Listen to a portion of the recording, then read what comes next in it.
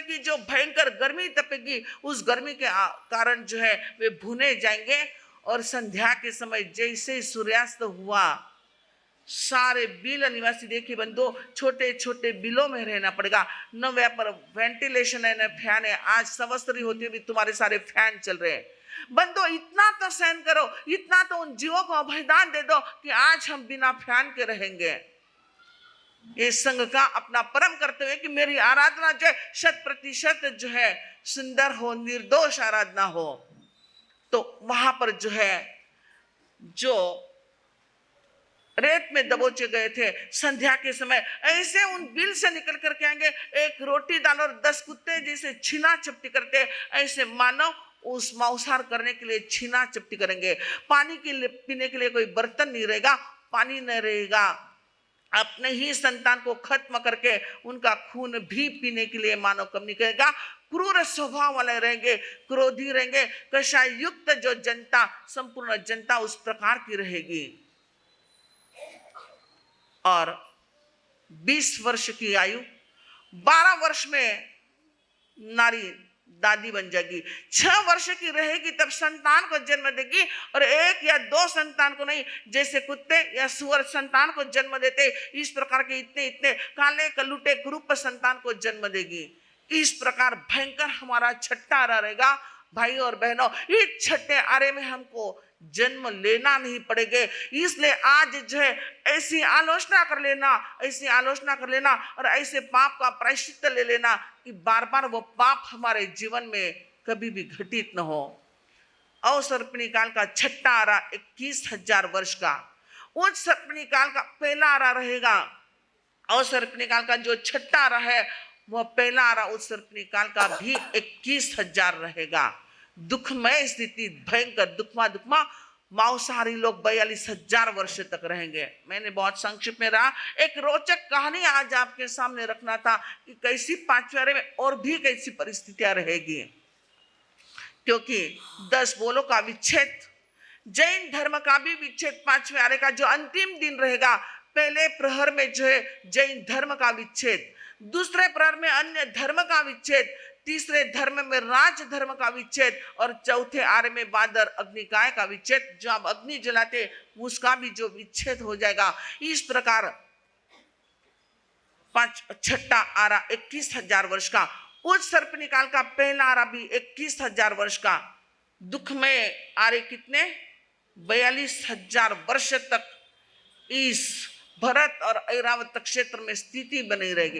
इस 42,000 वर्ष में हमें जन्म नहीं लेना पड़े। इसलिए आले बंधुओं, अपने हृदय को कोमल बना दो, सॉफ्ट बना दो। और फिर उच्च सर्पिणी काल का दूसरा आरा प्रारंभ होगा। दूसरा आरा प्रारंभ होने की तिथि फाइनल है, सावन सुद एकम से प्रारंभ होगा। आषाढ़ी पूनम से जो है पुनः बरसात होगी, क्योंकि 42,000 वर्ष में बरसात नहीं रहेगी। बरसात होगी तब तक भूमि है, भयंकर गर्मी है। और ऐसे पहली बरसात जो होगी 7 दिन तक धुआंधार बरसात चलेगी। और पहले उस बादल का नाम रहेगा पुष्कर मेघ। पुष्कर मेघ जो रहेगा, जिसकी जो बरसात जो होगी उसकी धरती की सारी तपन दूर करने वाला यह पुष्कर मेघ रहेगा। 7 दिन तक धुआंधार बरसात होने के बाद 7 दिन का वापस गैप रहेगा। पुनः 7 दिन के बाद जो है पुनः 7 दिन तक जो है क्षीर नाम के मेघ की धुआंधार बरसात होगी। जो दुर्गंध छाई हुई थी संपूर्ण धरती पर, रहना मुश्किल था, तो क्षीर नाम का मेघ, क्षीर यानी दूध के समान बरसात होगी। जो धरती की सारी दुर्गंध जो है समाप्त हो जाएगी। 7 दिन बरसात होने के पश्चात पुनः 7 दिन तक जो गैप रहेगा, बरसात नहीं होगी। उसके आगे 7 दिन तक घृत नाम का मेघ की बरसात होगी। वह बरसात जो पानी बरसेगा, घी के समान स्निग्धता उसमें रहेगी। धरती जो रुक्ष बन चुकी थी पुनः वह स्निग्ध बनेगी। पहले में क्या होगा? धरती की तपन दूर, फिर दुर्गंध दूर, फिर स्निग्ध बनेगी। वृक्षपन जो है, क्योंकि बीज के वपन के लिए स्निग्ध भूमि की आवश्यकता होती है। तीसरे मेघ की 7 दिन तक बरसात, दिन गिनता जाओ, 7 7 दूने 14, 7 त्रिक 21, वापस 7 दिन का जो है ये 49वें दिन हमारी संवत्सरी आती है, अथवा 50वें दिन जो आती है ना, उसका गणित आपके सामने रखा जा रहा है कि संवत्सरी महापर्व का प्रारंभ कब से हुआ, किस प्रकार से हुआ, गणित क्या है। 7 दिन तक बरसात, 7 दिन तक बरसात स्थगित, फिर दूसरा मेघ 7 दिन तक, कितने दिन हो गए गिनते चलो, फिर 7 दिन वापस स्थगित, कितने दिन हो गए, 28। चौथा मेघ जो रहेगा, चौथा मेघ जो है अमृत मेघ, जो 24 प्रकार के धान्य को उत्पन्न करेगा। देखिए कोई उस समय फिर भाई धान्य उत्पन्न होगा तो कैसे, तो 24 प्रकार के धान्य अनायास रूप से जो जिस बादल की बरसात से निर्माण हो जाएंगे। कितने दिन हो गए, 35 हो गए ना, नहीं 49 नहीं बोलना आप टेंशन में आ गए कि मार सब तो बोल रहे, 35 दिन हो गए।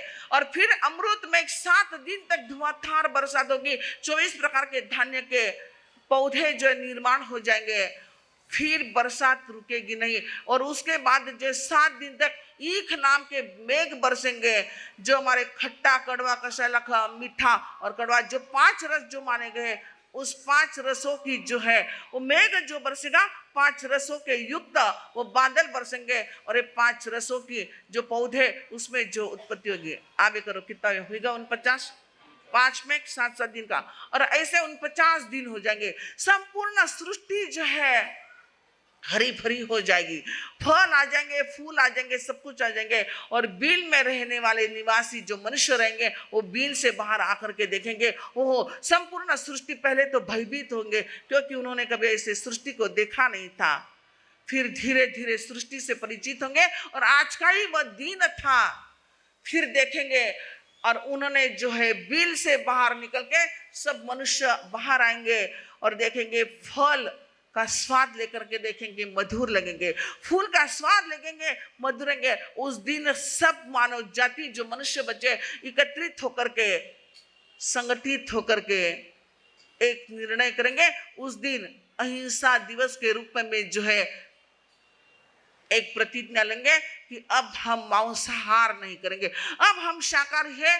और उस दिन जो है आलोचना करेंगे, उस दिन एक निर्णय करेंगे, अब हम अहिंसक है, हम हिंसक नहीं है। उस दिन यह अहिंसा के रूप में संवत्सरी पर्व की जो है वहां पर मनाई जाती है, और प्रतिज्ञा की जाती है कि जिसने भी मांसाहार कर लिया है, गलती कर लिए, कोई अपराध कर लिया, उसको जो है जाति से बाहर निकाला जाएगा। उस दिन की प्रतिज्ञा होती है, और यही वह संवत्सरी पर्व का दिवस, यही से जो है हमारी 49वें या 50वें दिन जो है संवत्सरी। बंधुओं, संत भी जो 120 दिन अब हमारी परंपराएं चली, नहीं तो पहले संत को अगर चतुर्मास के लिए योग्य भूमि नहीं मिले, आज के समान उस समय परिस्थिति नहीं थी, संग विनंती के लिए नहीं जाते, संत विचरण करते करते योग्य भूमि कहाँ है हमारे साधना के लिए, उसकी गवेषणा करते थे, देखते थे।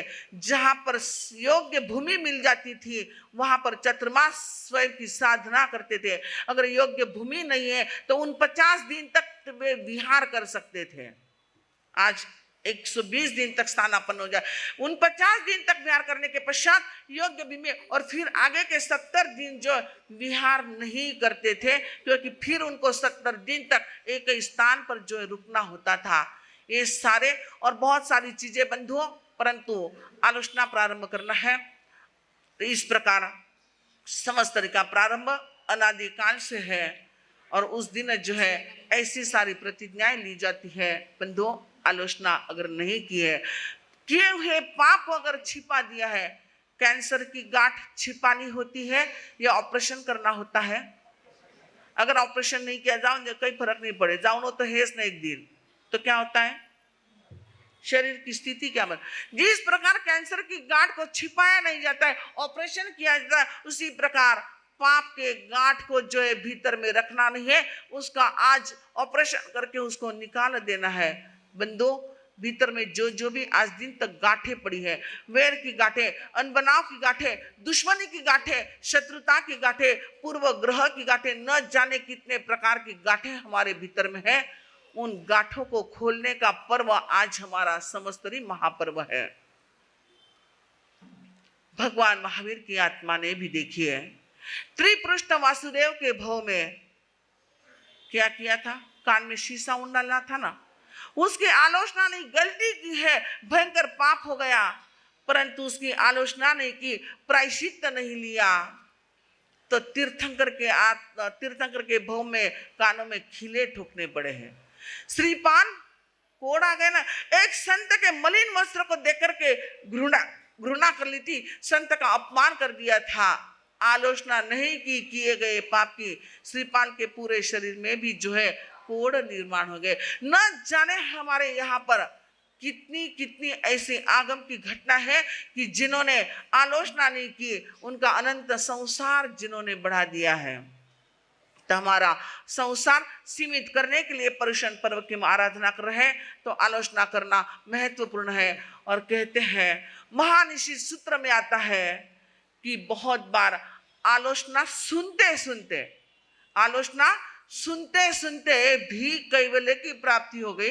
किसको आलोचना करते करते भी केवल ज्ञान केवल दर्शन की प्राप्ति हो गई, और किसको आलोचना कराते कराते भी जो है केवल ज्ञान केवल दर्शन की प्राप्ति हो गई। बंधुओं, महानिषि सूत्र में आता है कि हमारे 1 लाख योजन का जो मेरू पर्वत है, ऐसे सब मेरू पर्वत जितना सोना और जितने हमारे समंदर है, उन सारे समंदर की रेत जो है, रेत के जितने कण है, उतने सारे रत्न बन जाए, हीरे बन जाए। इतने रत्नों का दान दे दो, इतने सोने का दान दे दो, परंतु अगर फिर भी पाप से मुक्ति नहीं मिल सकती है। परंतु जब एक छोटा सा भी पाप है, और या भयंकर से भयंकर भी पाप है, उसकी अगर आलोचना कर लेते हैं तो पाप से मुक्ति होती है। तो आइए हम सब जो है अब आलोचना के लिए तत्पर बन जाए। जिस प्रकार किसान जो होता है खेत में बीज का वपन करता है, तो पहले क्या करता है? खेती की सफाई करता है, खेती की सफाई करता है, और सफाई करने के बाद जब बीज का वपन करता है तो खेती लहलहाने लगती है। तो आज अंतकरण, हमारे अंतर हृदय भूमि जो है, उसकी पहले सफाई करेंगे। एक विधि की जाएगी, इच्छा का नवकार मंत्र तिखुतो इच्छा करणम, काय सर्ग में इच्छा करण का काय सर्ग होगा, फिर प्रकट एक लोगस होगा, और प्रकट एक लोगस होने के पश्चात हमारे आलोचना का प्रारंभ होगा। जैसे आलोचना का प्रारंभ होगा, उसके पहले आपको हम एक छोटी सी सूचना देंगे।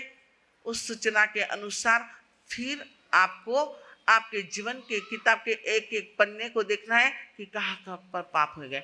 अब इच्छा